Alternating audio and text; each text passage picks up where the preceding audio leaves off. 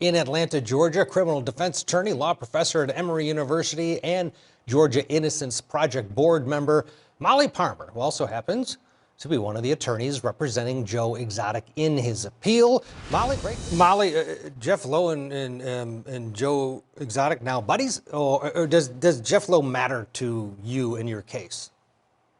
Listen, Jeff Lowe is a big part of our post-conviction investigation. I don't know if Joe feels close or like he's buddies with anybody. I mean, he's sitting in prison serving 20 years for a crime that he did not commit. But at the same time, I think he has to feel at least a semblance, a mild bit of relief at the fact that some of these people are coming forward for better, for worse, and facing, like you said, perjury charges themselves, but finally letting the truth come to light. Look, when you take away the pageantry and the caricature and the flamboyance that was a movie, and you get down to the person and the facts underlying this case, and the sentence being so extremely long for conduct that's not commiserate at all, this isn't about Joe Exotic. This is about a miscarriage of justice. And so I hope that whether or not he feels like these guys are his buddies, that he feels like they're now ready to do the right thing, and his legal team is going to bring all of this to light.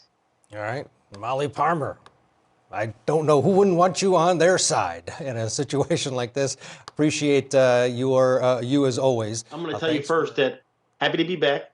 Second, I love Molly Parmer. I love her energy. She brought a lot of energy to the interview and made me believe. Right. Molly represents the Innocence Project. She's a federal expert on appeals. This is what they do all of the time. And so he's fortunate to have someone like her and like the team he has in place who really understands the federal appeals process and are experts on it.